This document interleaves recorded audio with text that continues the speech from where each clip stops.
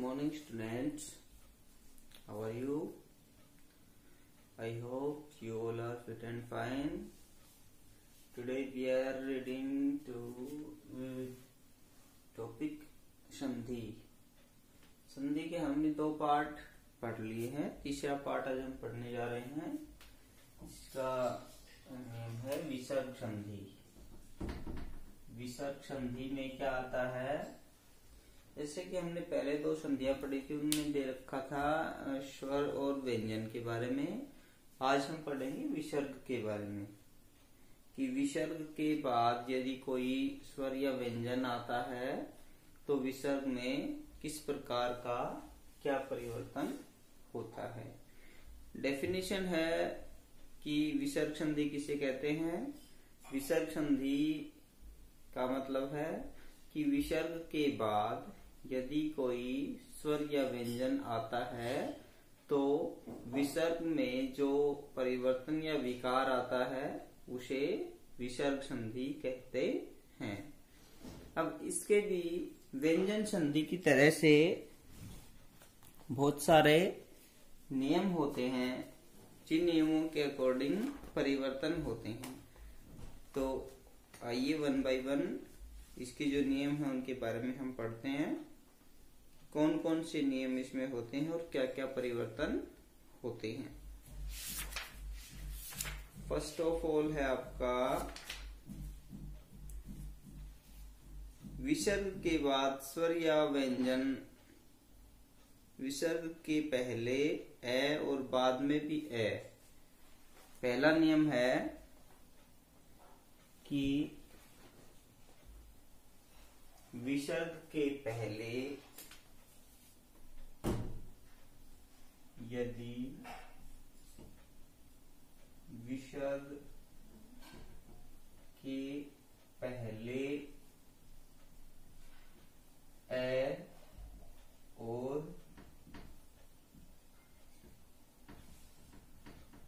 बाद में भी ए हो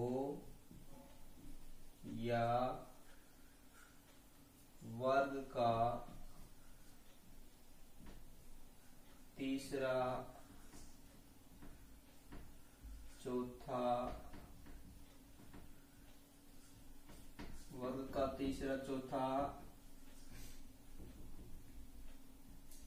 पांचवा अक्षर हो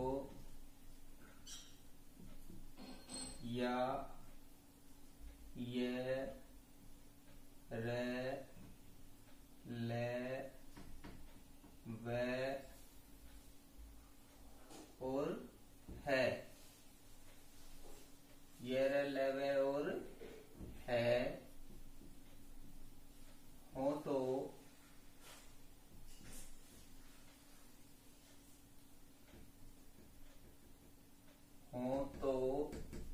क्या परिवर्तन होता है.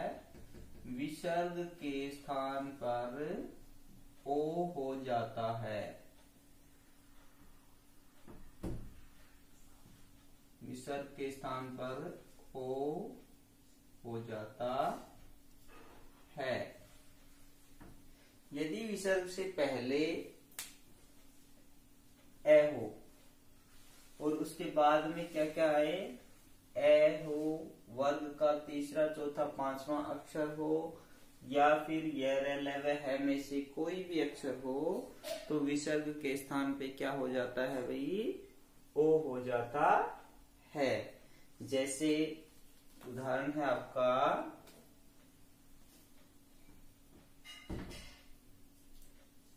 मन है धन रथ. क्या बनेगा, मनोरथ.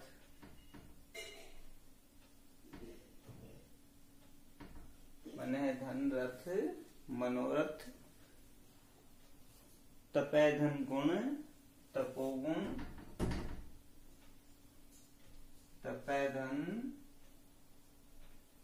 गुण क्या बनेगा, तपोगुण. ऐसे ही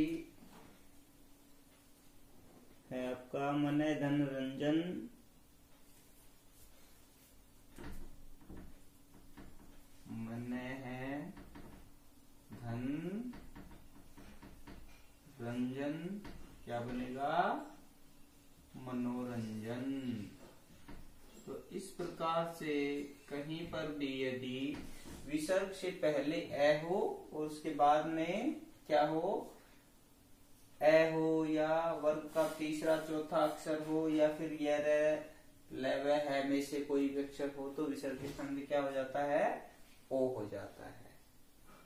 अगला नियम है आपका,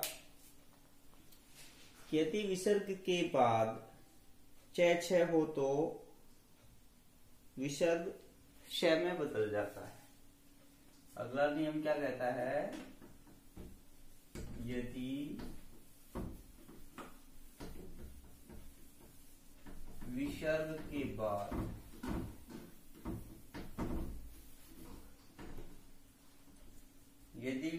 के बाद क्या हो, च या छ हो तो विसर्ग किस में बदल जाता है, विसर्ग बराबर श हो जाता है। कब हो जाता है विषय, विसर्ग के बाद च या छ आने पर। जैसे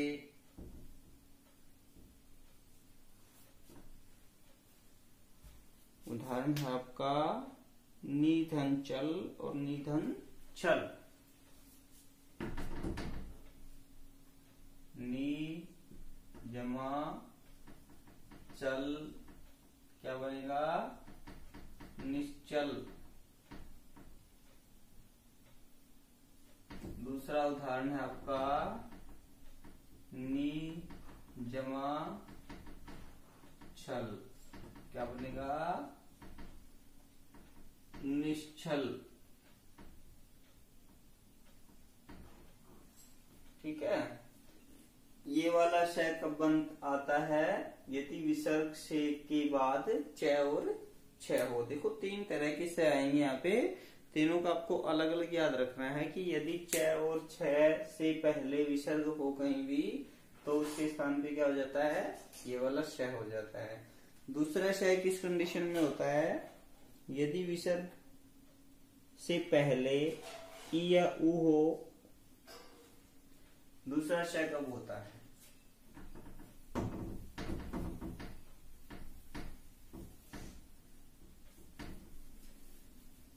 यदि विसर्ग से पहले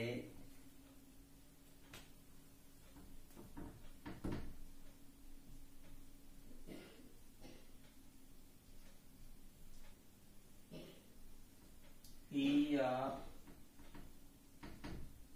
उ हो तथा विसर्ग के बाद क ख ट ठ क ख ट ठ प फ में से कोई वर्ण हो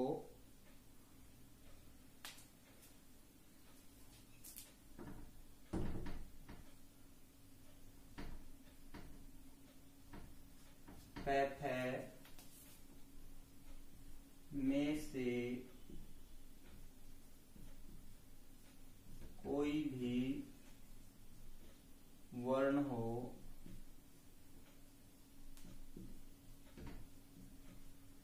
तो विसर्ग बराबर क्या हो जाता है भाई, ये वाला स हो जाता है।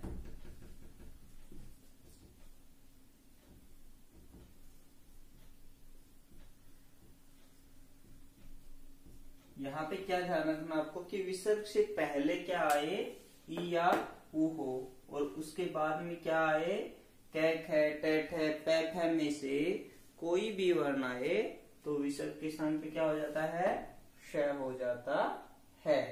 जैसे आपका एग्जाम्पल है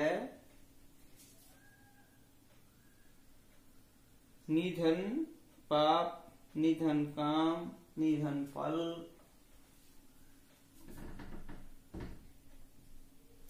निधन पाप।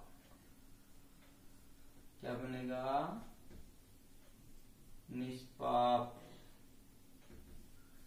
नि धन काम क्या बनेगा निष्काम। निधन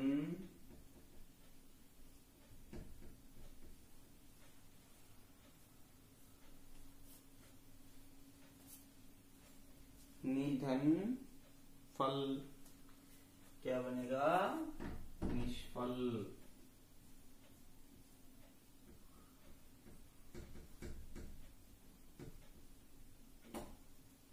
तो हमें यहाँ पे ध्यान क्या रखना है कि विसर्ग से पहले ई या ऊ हो और उसके बाद में कै ख टे ठ पै फ में से कोई भी वर्ण आए तो विसर्ग के स्थान पे क्या हो जाता है आपका क्षय हो जाता है।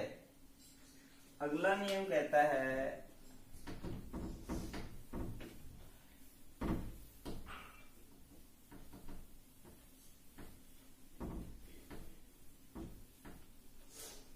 नियम क्या कहता है कि यदि विसर्ग के बाद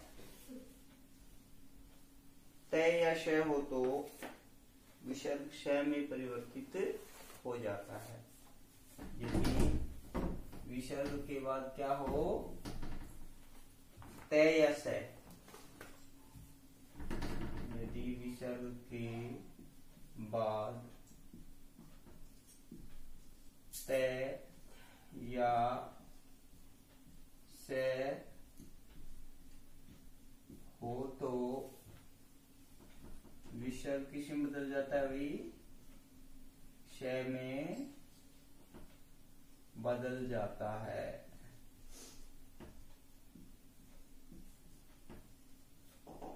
विसर्ग किसमें बदल जाता है क्षय में बदल जाता है। जैसे नि धन तेज।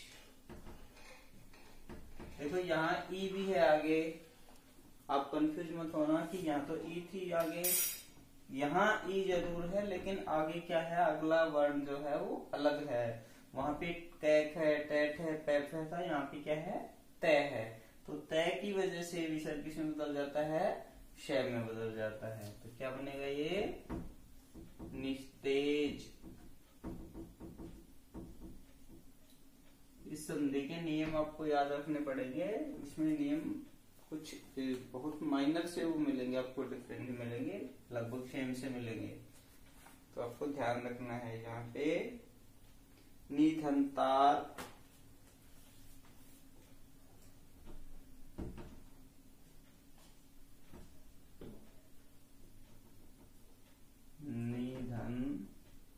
तार क्या बनेगा निस्तार। दू धन तर क्या बनेगा दुस्तर। और यहीं पे यदि तय होता तो क्या बन जाता है ये दुष्कर। कौन से वाला स हो जाता मूर्धन्य श हो जाता। तो अगला नियम है कि यदि ऊ के बाद विसर्ग हो और विसर्ग के बाद रे हो। अगला नियम कहता है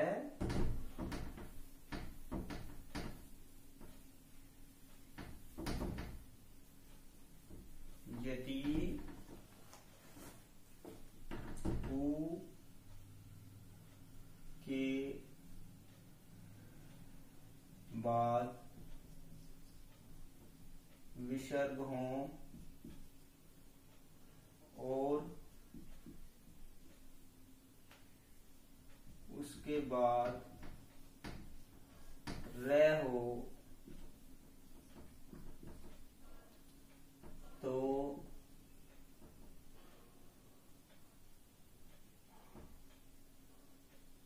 ई या ऊ का बड़ी ई या बड़ा ऊ हो जाता है। हो जाता है। क्या समझ में आई बात? कि विसर्ग से पहले ई या ऊ हो, यहाँ पे ई भी आ सकती है, ई ऊ हो, और उसके बाद में यदि कोई रे आ जाता है तो क्या बन जाता है भाई? जो पहले वाली ई या ऊ है विसर्ग से पहले, वो क्या हो जाती है? दीर्घ हो जाती है। जैसे उदाहरण है आपका निधन रज,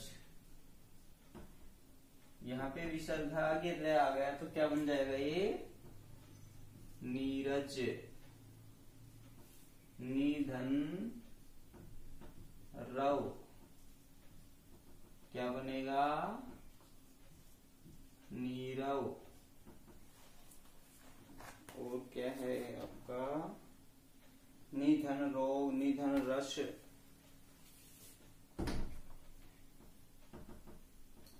निधन रोग, इस तरह के संधि विच्छेद आ जाते हैं आपके। निधन रोग क्या बनेगा? निरोग। निधन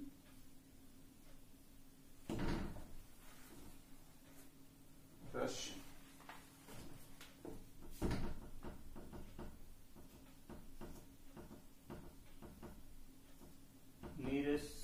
निधन रस आएगा, आगे क्या बनेगा आपका?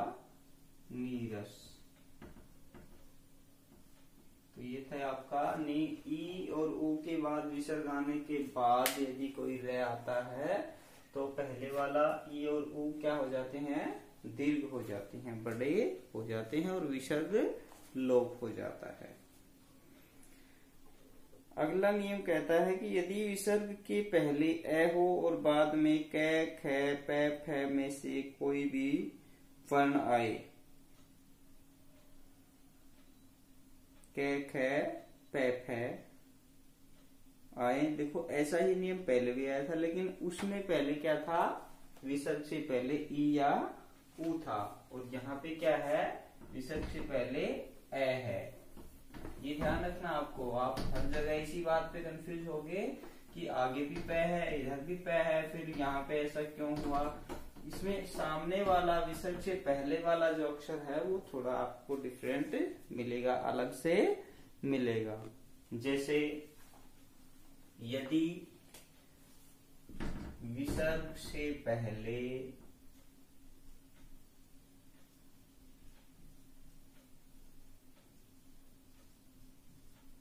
ए हो और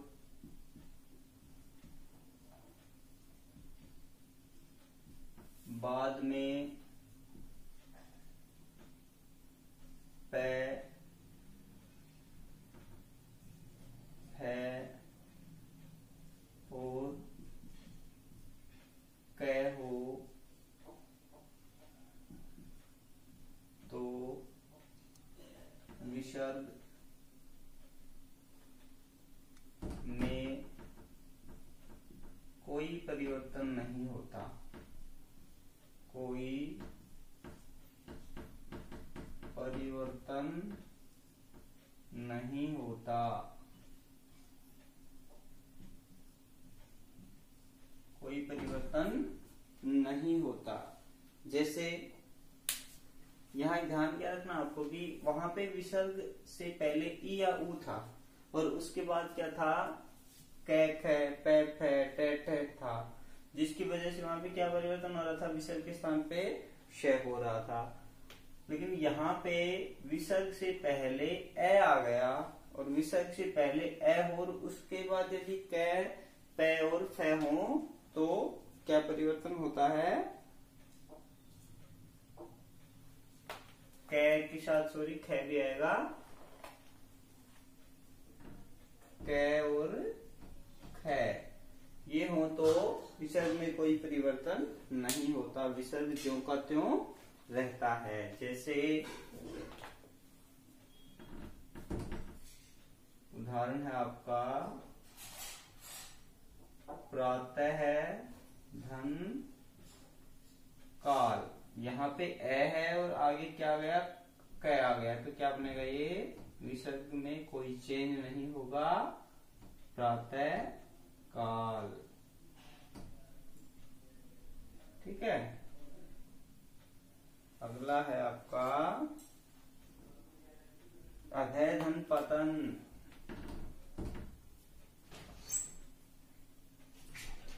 दय धन पतन क्या बनेगा, अधय पतन। और यहाँ पे मैं बता दूं आपको कि यदि यहाँ पे अधय के बाद एक शब्द आता है अधोगति, तो उसका संधि विच्छेद करोगे तो वो भी क्या आएगा, अधय धन गति।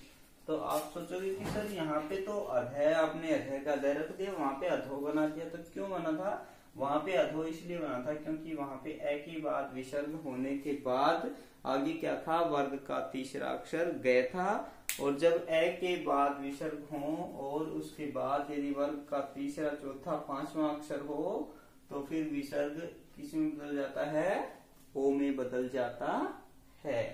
ये परिवर्तन आपको अलग अलग तरीके से याद रखने हैं, तभी आप विसर्ग संधि को समझ सकते हो कि विसर्ग से पहले क्या हो और बाद में क्या हो, तब किस तरह का परिवर्तन होता है।